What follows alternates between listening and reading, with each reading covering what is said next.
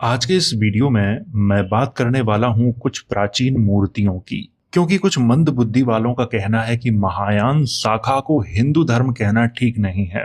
हिंदू धर्म दुनिया का सबसे प्राचीन धर्म है, उसी से सभी धर्मों की उत्पत्ति हुई है। लेकिन इस वीडियो के अंदर मैं आपको कुछ ऐसी मूर्तियां दिखाने वाला हूं जिन्हें देखकर आप स्वयं अंदाजा लगा सकते हैं कि कौन सा धर्म सबसे पुराना है। और आपको ये भी समझ में आ जाएगा कि भारतीय इतिहासकारों से लेकर धार्मिक गुरुओं ने कैसे आम जनता को बेवकूफ बनाया है। धार्मिक गुरुओं को सब कुछ पता है, इतिहासकारों को सब कुछ पता है, बस आम जनता को ये बताना नहीं चाहते क्योंकि धंधा खराब हो जाएगा। इसीलिए ये लोग सच्चाई तक आम जनता को नहीं पहुंचने देते हैं। तो इस वीडियो में मैं आपको कुछ ऐसी मूर्तियां दिखाने वाला हूं जिन्हें देखकर आप आश्चर्यचकित होने वाले हैं। तो आइए वीडियो की शुरुआत करते हैं। तो वीडियो की शुरुआत यहां से करेंगे। सबसे पहले इसे आप देखिए, ये है देवगढ़ के दशावतार मंदिर की मूर्ति, जहां पर भगवान विष्णु लेटे हुए हैं और उनके ऊपर कौन बैठे हैं? भगवान बुद्ध बैठे हैं कमल के ऊपर। ये देखिए, आपको शायद ठीक से नहीं दिखाई दे रहा होगा, मैं इसमें दिखाता हूं। यहां पर देखिए, ये अगर आप लोग इसे देखना चाहते हैं तो देवगढ़ के दशावतार मंदिर में जाके देख सकते हैं। अब इस वाली मूर्ति को देखिए, ये भगवान विष्णु की मूर्ति नहीं है, लेकिन इसे भी लोग प्रचारित करते हैं कि ये भगवान विष्णु की मूर्ति है। उनके साथ लक्ष्मी माता बैठी हुई हैं, लेकिन वास्तव में ये किसकी मूर्ति है? ये है राजा शेषनाग की, और उनकी जो रानी है लक्ष्मी, वो बैठी हुई है। अब ये राजा शेषनाग कौन थे? राजा शेषनाग एक ऐतिहासिक राजा थे। इनके प्रमाण, सिक्के सब कुछ उपलब्ध हैं। ये विदिशा के राजा थे, नागवंशीय राजा थे ये। इनका जो शासन काल माना जाता है वो 110 ईसा पूर्व में माना जाता है। और ये आकृति कहाँ है? अजंता की गुफाओं में है। अजंता की गुफाओं में 200 ईसा पूर्व से लेकर 600 ईस्वी तक की आकृतियां आपको देखने को मिल जाएंगी। और अजंता की गुफाएं कहाँ हैं? आधुनिक महाराष्ट्र के औरंगाबाद, जिसे अब छत्रपति संभाजी नगर कहा जाने लगा है, वहां पे है। राजा शेषनाग को बहुत ही शक्तिशाली राजा माना जाता है, और इसी कारण उनके पीछे जो नाग आपको दिखाई दे रहे हैं वो दिखाए जाते हैं, क्योंकि ये नागवंशी राजा थे। यहां पर आपको ये भी ध्यान रखना है कि इन्हें बाद के नागवंशियों में गिना जाता है, प्राचीन नागवंशियों में नहीं गिना जाता है। प्राचीन नागवंशी कौन है? जो सम्राट अशोक से पहले, वो प्राचीन नागवंशी हैं। जो सम्राट अशोक के बाद हमारे यहाँ कुछ लोग बाहर से आए, वो भी अपने आप को नागवंशी ही कहते थे। उन्हीं में से ये एक हैं जिन्हें शेषनाग कहा जाता है। अगर इनकी कहीं मूर्तियां मिलती हैं तो लोग इन्हें भगवान विष्णु की मूर्ति के नाम से संबोधित करते हैं और प्रचारित कर देते हैं, जबकि वास्तव में ये शेषनाग हैं। अगर आप इनकी आकृतियां देखना चाहते हैं तो अजंता की गुफाओं में जाके आप देख सकते हैं। अब आप लोग इस मूर्ति को देखिए, ये उसनी विजया की है। इसे मारीची भी कहा जाता है। 11वीं शताब्दी की है, पाल वंश के दौरान इसे बनाया गया था, और ये नई दिल्ली के नेशनल म्यूजियम में है। और ऊपर आप देखिए भगवान बुद्ध बैठे हुए हैं। कुछ लोग कहेंगे नहीं, ये भी बौद्ध धर्म की मूर्तियां नहीं हैं, लेकिन आप यहाँ पे ऊपर ध्यान दें, जितनी भी पाल वंश के राजाओं ने मूर्तियां बनाई हैं वो सब इसी तरह की मूर्तियां हैं, और वो आज भी बड़ी मात्रा में उपलब्ध हैं। अब आप लोग इस मूर्ति को देखिए, ये है सरस्वती माता। अब सरस्वती माता की ये मूर्ति भी पालकालीन ही है, नेशनल म्यूजियम दिल्ली में है। इसके ऊपर देखिए आप, भगवान बुद्ध बैठे हुए हैं। अगर आप लोग इस मूर्ति को देखना चाहते हैं तो दिल्ली के नेशनल म्यूजियम में चले जाइए, वहां पे आपको ये देखने को मिल जाएगी। अब आप लोग इस मूर्ति को देखिए, ये मूर्ति है पर्णशबरी की, 11वीं शताब्दी की है, और पाल वंश के दौरान ये बनाई गई है। ये कलकत्ता के म्यूजियम में है। अब यहाँ पे आप ऊपर ध्यान दीजिए, ये देखिए, आपको यहाँ पे स्पष्ट रूप से दिखाई दे रहा होगा कि ये भगवान बुद्ध की मूर्तियां बनी हुई हैं। लेकिन फिर भी कुछ मंद बुद्धि के लोग हैं जो इस चीज को नकारते हैं और बार बार ये कहते हैं कि नहीं, ये भगवान बुद्ध नहीं है, ये तो कोई और है। उनको ये चीज समझ में ही नहीं आती है। और नीचे आप लोग ध्यान से देखिए, यहाँ पे ये नीचे देखिए, ये भगवान गणेश लेटे हुए हैं। अब इनको यहाँ पे लेटा हुआ क्यों दिखाया गया है? मैंने ये बात आपको कई बार बताई है कि बौद्ध धर्म में जो देवता द्वारपाल के रूप में हैं, वही देवता महायान शाखा में, जिसे आज हिंदू धर्म कहा जाता है, सुप्रीम बना दिए गए हैं, श्रेष्ठ देवताओं में गिने जाते हैं। इसी कारण ये यहाँ पे लेटे हुए डरे हुए दिखाई दे रहे हैं। ये देखिए, लोग कथाएं सुन के इतिहास को जानना पसंद करते हैं, और वास्तविक सच्चाई ये है कि कथाएं इतिहास होती ही नहीं है। इतिहास को लोग इतिहास के तरीके से नहीं जानना चाहते, इतिहास को लोग कथाओं के तरीके से जानना चाहते हैं। इसीलिए हमारे यहाँ इतिहास के संबंध में इतना विवाद है। अब आप इसे देखिए, इसे तो आप लोग देख के शौक हो गए होंगे। कुछ लोगों को तो बड़ा अजीब लग रहा होगा कि ये क्या है, ये भगवान बुद्ध ही हैं। कुछ लोग कहेंगे नहीं, ये तो भगवान बुद्ध है ही नहीं, क्योंकि उन्हें अपनी आंखों पर भरोसा ही नहीं होता है। और ये यहाँ पे भगवान गणेश बैठे हुए हैं, और यहाँ पे आप देखिए भगवान बुद्ध के पैरों में एक कछुआ भी है, जिसके ऊपर भगवान बुद्ध पैर रखे हुए हैं। इसीलिए मैं कहता हूं कि इतिहास को बड़ी गहराई से समझना चाहिए, तभी बात करनी चाहिए। लेकिन हमारे यहाँ मंद बुद्धि वालों की संख्या कुछ ज्यादा ही है। लाइव स्ट्रीम कर करके वो लोगों में फेक न्यूज फैलाते हैं और कहते ये हैं कि आइए हमसे डिबेट कर लीजिए, पहले डिबेट के लायक तो बनो, फिर डिबेट करेंगे। जानते तुम कुछ हो नहीं, तुम्हारे साथ डिबेट करने का मतलब है कि भैंस के आगे बीन बजाना। इसमें तो खुद की मूर्खता ही साबित होगी। पहले इतिहास जानो, समझो, पढ़ो, फिर डिबेट की बात करना। अब इस वाली मूर्ति को देखिए, ये भगवान गणेश हैं। इनके ऊपर कौन बैठा है ये ध्यान से आप लोग देखिए, ये है भगवान बुद्ध। अब कुछ लोग कहेंगे नहीं नहीं ये भगवान बुद्ध है नहीं, हम नहीं मानेंगे। अरे आपके मानने से क्या होगा, आप मानो या न मानो, सच्चाई तो सच्चाई रहेगी। उस सच्चाई को कोई भी छुपा नहीं सकता है। तो आप लोगों ने देख लिया ये, और ये भगवान गणेश की ही मूर्ति है, इसे आप अच्छे से देख लें। इसीलिए मैं कहता हूं कि आपको न तो धर्म के बारे में कुछ पता है, न इतिहास के बारे में कुछ पता है। प्रायोजित तरीके से आपको जो चीज बताई गई है आप वही जानते हैं। सच से आप लोग कोसों दूर हैं। जब भी आपका सच से मुकाबला होता है तो आप तिलमिला उठते हैं। बस यही कमी आप लोगों के अंदर है। तो इसको भी आप लोगों ने देख लिया होगा और आप लोग समझ गए होंगे कि कौन सा देवता श्रेष्ठ है और कौन सा देवता श्रेष्ठ नहीं है। आज तक आपको जो बताया जाता है कि नहीं ये बहुत प्राचीन है, ये बहुत बाद के हैं, ये बहुत छोटी बातें हैं। लोग अपने बिजनेस को बढ़ाने के लिए कुछ भी समाज में फैला देते हैं, और समाज के लोग उसे स्वीकार इसलिए कर लेते हैं कि समाज के लोग उसे वेरीफाई नहीं करते हैं। तो उम्मीद है आप ये समझ गए होंगे। तो आप लोगों ने इसे देख लिया और आप लोगों को ये अच्छे से समझ में आ गया होगा कि कौन सा देवता श्रेष्ठ है और कौन सा देवता श्रेष्ठ नहीं है। मैं आधुनिक हिंदू धर्म को महायान क्यों कहता हूँ, इसी कारण कहता हूँ क्योंकि मैं जानता हूँ कि वही देवी देवता महायान में है और वही देवी देवता आधुनिक हिंदू धर्म में है। बस नाम बदले हैं, कुछ भी नहीं बदला है। अब आप लोग इन सिक्कों को देखिए, ये सिक्के किसके हैं? ये सिक्के हैं बैक्ट्रिया के राजा अगाथोकल्स के। और अगाथोकल्स एक ग्रीक राजा था, उसने ये सिक्के 190 ईसा पूर्व में जारी किए थे। इन सिक्कों को दिखा दिखा के लोगों को बेवकूफ बनाया जा रहा है कि इन सिक्कों में भगवान श्री कृष्ण हैं और ये वाले सिक्के पे भगवान बलराम हैं, ये कहा जा रहा है, जबकि ये पूरी तरह से झूठ है। जिस सिक्के पर आपको ये हाथ में चक्र लिए हुए एक व्यक्ति खड़ा दिखाई दे रहा है, इस सिक्के को बताया जा रहा है कि ये भगवान श्री कृष्ण है। अगर ये भगवान श्री कृष्ण है तो 8 जो तीलियों वाला चक्र है वो इनके हाथों में क्यों है? क्योंकि 8 तीलियों वाला जो चक्र है वो किसका है? वो भगवान बुद्ध का है। दूसरा, यहाँ पे ग्रीक भाषा में लिखा भी है, आप उसे तो पढ़ना जानते होंगे, नहीं जानते हैं? अभी मैंने आपको बताया है कि राजा अगाथोकल्स के सिक्के हैं ये, और उसने यहाँ पे किसको दर्शाया है? हेराक्लीस को दर्शाया है। इसी कारण इन सिक्कों पे उसने अपना नाम भी लिखा है अगाथोकल्स। लेकिन आप तो जानते हैं हमारे यहाँ फेक न्यूज फैलाने का रिवाज है।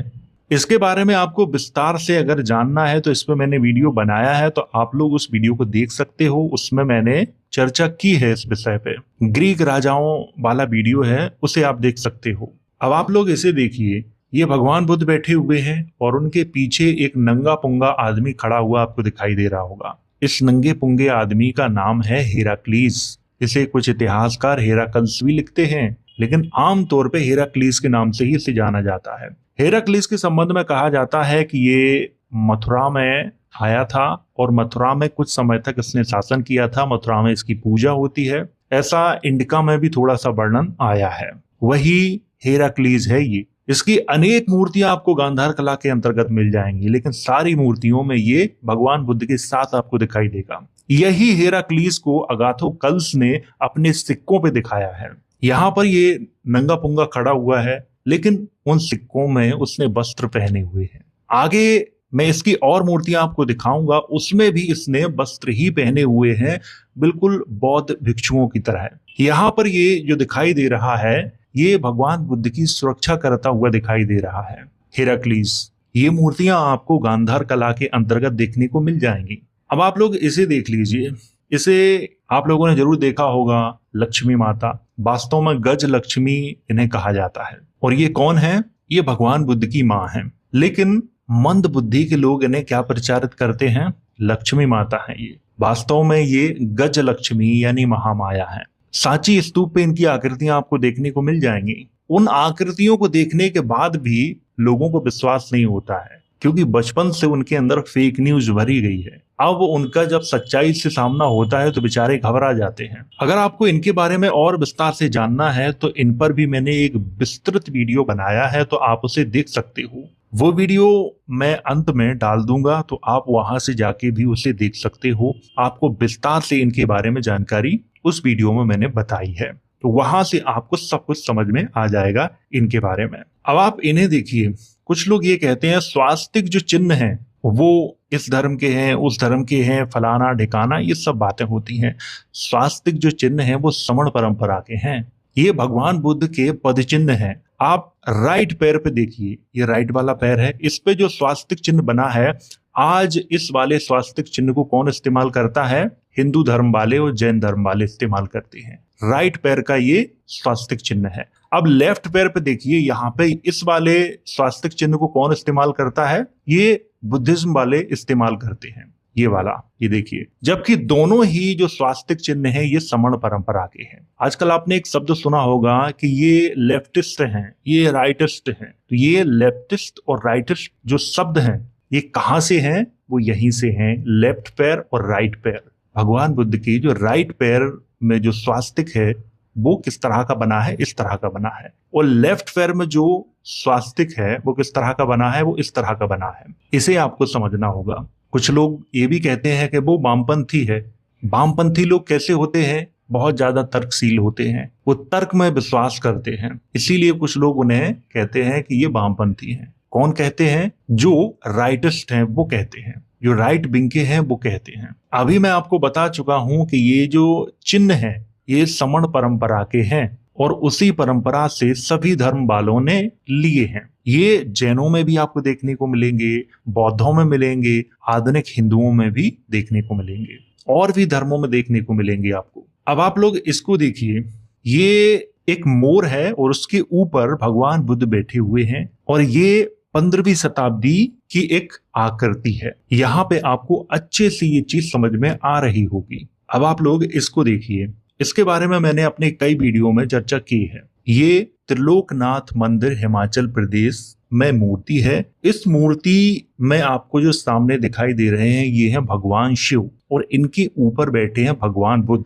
कुछ लोग ये कहते हैं कि ये भगवान बुद्ध नहीं है। तो आपको पता है कि वहां पे एक शिलालेख भी है, उस शिलालेख को आप ठीक से पढ़ लें। और ये मंदिर किसने बनवाया था? 10वीं शताब्दी में राणा शासकों के द्वारा ये मंदिर बनवाया गया था। वहां पे शिलालेख भी मिला हुआ है। दरअसल इस मंदिर में बौद्ध भी जाते हैं और हिंदू भी जाते हैं। हिंदू भगवान शिव के नाम से इन्हें पूजते हैं और बौद्ध लोग इन्हें अवलोकितेश्वरा के नाम से पूजते हैं। अवलोकितेश्वरा एक बोधिसत्व का नाम है और अवलोकितेश्वरा की मूर्ति जब भी बनाई जाती है तो उनके सिर पे भगवान बुद्ध को बिठाया जाता है, क्योंकि अवलोकितेश्वर को भगवान बुद्ध की करुणा का प्रतीक माना जाता है। अगर आप लोगों को ये मूर्ति देखनी है तो आप त्रिलोकनाथ मंदिर जाके देख सकते हो। हालांकि अब इस मूर्ति को पूरी तरह से ढक दिया गया है, सिर्फ चेहरा चेहरा ही दिखाई देता है। इस पर भी मैंने एक विस्तृत रूप से वीडियो बनाया है, आप उसे देख सकते हो। उसमें मैंने बहुत अच्छे से जानकारी दी है और वो वीडियो इस वीडियो के अंत में आपको मिल जाएगा, तो वहां से आप इसे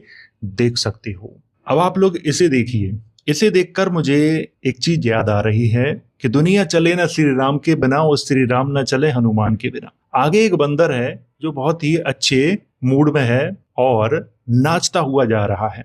बीच में भगवान बुद्ध हैं और उनके पीछे हेराक्लीज है, ग्रीक राजा है, जो भगवान बुद्ध की सुरक्षा के रूप में उनके पीछे खड़ा हुआ है। ये हेराक्लीज अधिकतर मूर्तियों में दिखाई देगा आपको भगवान बुद्ध के साथ में। लेकिन गजब की बात तो ये है कि इस बंदर को देखिए आप, आगे आगे बंदर जा रहा है और ये बंदर एक जगह नहीं दिखाया गया है, बहुत सी जगह पे दिखाया गया है। आगे और दिखाता हूं, यहाँ पे देखिए बीच में भगवान बुद्ध खड़े हुए हैं और बंदर से कुछ वार्ता कर रहे हैं। भगवान बुद्ध के पीछे एक आदमी खड़ा हुआ है, ये है हेराक्लीज। अभी मैं आपको बता चुका हूं कि ये ग्रीक राजा है। भगवान बुद्ध की सुरक्षा के रूप में ये खड़ा हुआ दिखाई देता है गांधार कला की मूर्तियों में।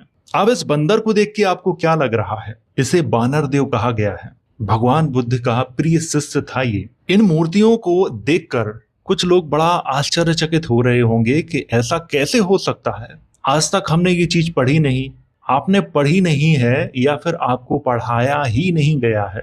गांधार कला को बहुत कम पढ़ाया जाता है। जब आप उच्च शिक्षा प्राप्त करो तभी आपको पढ़ाया जाता है, तभी आपको इसके बारे में जानने को मिलता है। तो ये आपने देख लिया। अब आप इसे देखिए, यहाँ पर ये है बोधि वृक्ष, इसकी पूजा कर रहे हैं। यहाँ पर दो महिलाएं हैं, बीच में एक बच्चा बैठा हुआ है और यहाँ पर दो बानर हैं, ये भी पूजा करने जा रहे हैं किसकी? बोधि वृक्ष की। ये आप यहाँ पे देख सकते हो, आपको अच्छे से दिखाई दे रहा होगा। यहाँ से एक बात समझ में आती है कि आप किताबों को कभी भी लिख सकते हो, लेकिन मूर्तियां जिस समय की बनी हैं ये दर्शाती हैं कि सच्चाई यही है।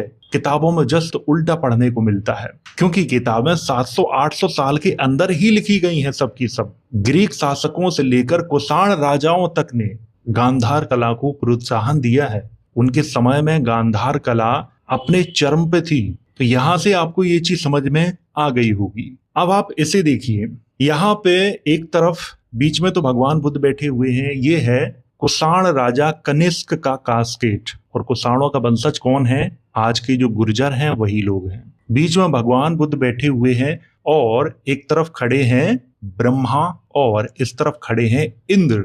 अब ये इंद्र और ब्रह्मा है, ये कैसे पता चला? ये यहाँ पे ऐसे पता चला कि ये खरोस्ती लिपि में उनके नाम लिखे हुए हैं। ये देखिए, इन्हें इनकार नहीं कर सकता कोई भी व्यक्ति। लेकिन आज के जो मंद बुद्धि के लोग हैं, जो बार बार सच्चाई को झुटलाने का प्रयास करते हैं, ये कनिष्क के शासन काल का है, ये बहुत पुराना है और इस विषय पर भी मैंने वीडियो बनाया है और विस्तृत रूप से चर्चा की है। अब इसी कास्केट के निचले सतह पर आप देखिए, यहाँ पर कई जो ऐतिहासिक पुरुष हैं वो भी आपको देखने को मिलेंगे। जैसे कनिष्क है, कनिष्क की आकृति भी बनी हुई है, ये देखिए, ये कनिष्क है। उसके बगल में सूर्य है, उसके बगल में चंद्र है। कौन चंद्र और कौन सूर्य? जिनके नाम पे चंद्रवंश चला है और जिनके नाम पे सूर्यवंश चला है, उनकी आकृतियां भी बनी हैं और नीचे नाम भी लिखे हैं खरोस्ती लिपि में। अब आप लोग इसे देखिए, यहां से आपको अच्छे से समझ में आ जाएगा। ये जो यहाँ पे ब्रह्मा खड़े हैं और इंद्र खड़े हैं, ये बौद्ध भिक्षुओं की तरह कपड़े क्यों पहने हुए हैं? क्योंकि ये बौद्ध भिक्षु ही थे। दरअसल जब महायान बना तब महायानियों ने गिरगिट की तरह अपना रंग बदलना शुरू किया। वही महायानी आके वज्रयानी बन गए, वही कुछ लोग शैव संप्रदाय में चले गए, कुछ लोगों ने अपनी अपनी अलग अलग और शाखाएं खोल ली और आज वो सनातन और हिंदू के रूप में देखने को मिलते हैं। अब आप लोग इसे देखिए, गांधी जी के 3 बंदर, ये आपने जरूर सुना होगा। दरअसल गांधी जी के 3 बंदर थे ही नहीं, ये जो कहानी है गलत प्रचारित की गई है। भगवान बुद्ध यहाँ पे खड़े हुए हैं, उनके नीचे 3 बंदर हैं।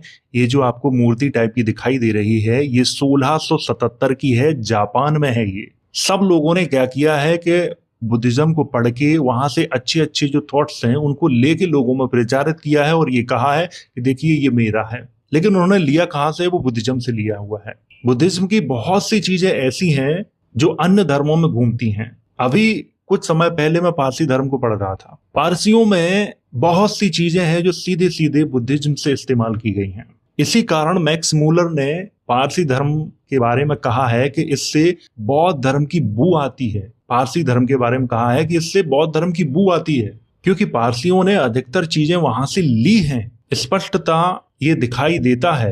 अब आप लोग इस वाली मूर्ति को देखिए, ये मूर्ति कहाँ है? ये मूर्ति है ढाका के म्यूजियम में है। ये पाल वंश के दौरान ये मूर्ति बनवाई गई थी। भगवान विष्णु का नरसिंह अवतार इसमें दिखाया गया है, ये देखिए यहाँ पे। और नरसिंह अवतार कौन सा अवतार है?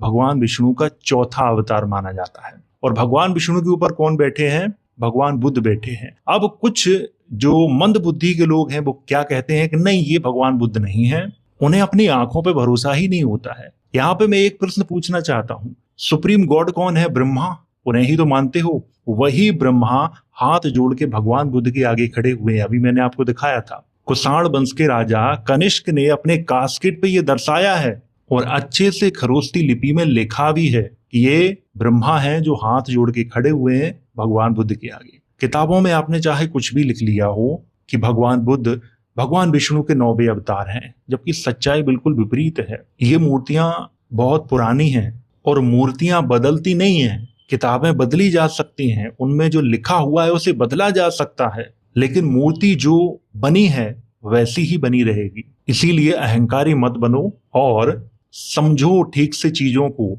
ये धार्मिक लोगों ने लोगों को कैसे गुमराह किया है, इस बात को समझो। इतिहासकार बहुत अच्छे से जानते हैं ये चीज, लेकिन वो बताना नहीं चाहते। धार्मिक लोग खुद ही जानते हैं ये चीज, लेकिन वो बताना नहीं चाहते। और भारत के कुछ लोग हैं या हुए हैं, वो खुद जानते हैं, उन्होंने अपनी किताबों में इस चीज को लिखा है। स्वामी विवेकानंद को तो आप लोग जानते हो, पूरी दुनिया जानती है उन्हें। उनकी किताबें आप ठीक से पढ़ लो, उन्होंने भगवान बुद्ध के बारे में क्या लिखा हुआ है। अब आप लोग इसे देखिए, ये है विमारन कास्केट और बीच में भगवान बुद्ध की आकृति बनी हुई है और उनके राइट साइड में ब्रह्मा खड़े हुए हैं और उनके लेफ्ट साइड में खड़े हुए हैं इंद्र। इसे आप ध्यान से देखिए अच्छे से, ये पूरा सोने का बना हुआ है। इसे पुरातत्वविद चार्ल्स मेसन ने अफगानिस्तान से प्राप्त किया था। ये शक राजाओं के द्वारा इसको बनवाया गया था। ये आकृतियां कोई भी व्यक्ति इन्हें झुटला नहीं सकता।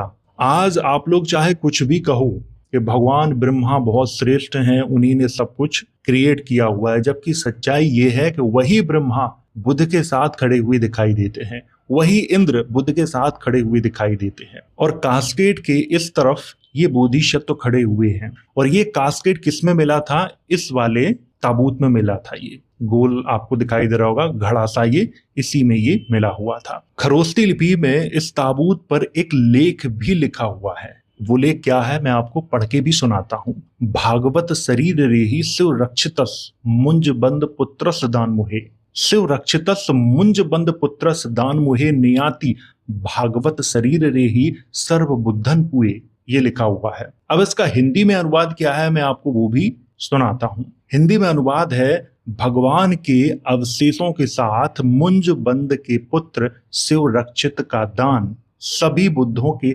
सम्मान में भगवान के अवशेषों के साथ अर्पित किया गया है। यहाँ पर भगवान किसको कहा गया है? बुद्ध को कहा गया है। उनके अवशेष थे इसमें, ये इतिहास है। इसके पुरातत्विक प्रमाण भी उपलब्ध हैं और जिसके पुरातत्विक प्रमाण उपलब्ध हैं वही इतिहास माना जाता है। और जो सिर्फ काव्य ग्रंथों में है और उसके पुरातत्विक प्रमाण मौजूद नहीं है वो इतिहास नहीं हो सकता। अभी कुछ लोग कमेंट बॉक्स में ज्ञान देंगे कि सर आप पूरी तरह से नव बौद्धों की तरह व्यवहार करते हो। मैं उनकी तरह व्यवहार नहीं करता हूँ, ये आपकी सोच है, क्योंकि आप लोग अंधविश्वास में इतना डूब चुके हो कि आपको अपनी आंखों पे तक भरोसा नहीं हो रहा है, इसलिए आपको ऐसा लगता है। मैं शिक्षक हूं, मेरा काम है पढ़ाना और सच बताना। जो सच है वही बता रहा हूं और आपसे वो सच स्वीकार किया नहीं जा रहा है, इसलिए आप अपने मन को तसल्ली देने के लिए आप ये कह देते हो कि सर आप बुद्धिस्ट हो गए हो, सर आप नव बौद्धों की तरह व्यवहार करते हो, इसीलिए अच्छा नहीं लगता है। और रही बात धार्मिक प्रचार की, तो मैं कोई धार्मिक व्यक्ति नहीं हूं जो किसी धर्म का प्रचार करूंगा। जो हकीकत है वो मैं बताता हूं और हकीकत बताना आपको बहुत बुरा लग जाता है। अब आपको बुरा लगे या अच्छा लगे ये आपके ऊपर डिपेंड करता है। मेरा काम है आपके सामने सच रखना, उसे स्वीकार करना या न करना वो आपके विवेक पर निर्भर करता है। तो उम्मीद है ये वीडियो आपको समझ में आया होगा।